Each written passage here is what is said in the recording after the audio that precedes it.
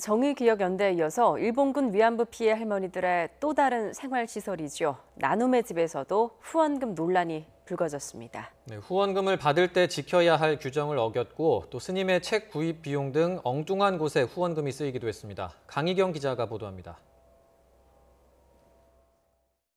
위안부 피해 할머니 6명이 사는 나눔의 집은 사회복지법인 대한불교 조계종 나눔의 집이 1992년부터 운영하고 있습니다. 그동안 법인 계좌를 통해 후원금을 받아왔습니다. 문제는 기부금품법에 따른 등록이 안 돼 있어 사용 내역 감시가 전혀 되지 않는 점입니다. 현행법상 기부금품을 모집하려는 사람은 모집 사용계획서를 작성해 등록해야 합니다. 그 법이 정하고 있는 그 목적 내의 사용의 내역에 관한 보고, 감독청의 감독 이런 것들에 모두 피해갈 수 있었던 거예요.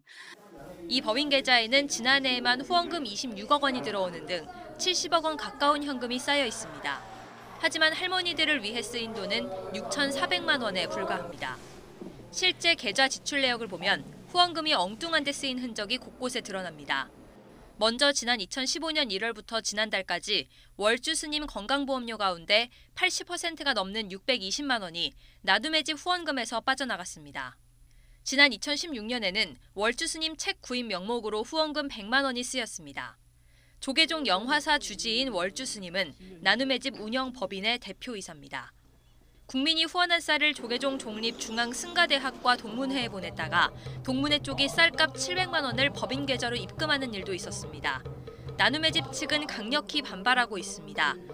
기부금품법 위반 소지는 인지하지 못했고 시설 계좌 없이 법인 계좌만 사용해온 데 대해서는 직원 2~3명으로 관리가 어려워 이사회에서 결정한 사용 방식을 따른 것이라고 설명했습니다. 건강보험료는 부적절하다는 지적이 나와 모두 반납했고 쌀은 유통기한이 얼마 남지 않아 버리기 아까워 보낸 것이라고 반박했습니다. 이런저런 해명이 나오고는 있지만 경찰이 수사에 나선 데다 후원금을 부적절하게 쓴 정황이 추가로 드러날 가능성이 있는 만큼 논란은 쉽게 사그라지지 않을 전망입니다. YTN 강희경입니다.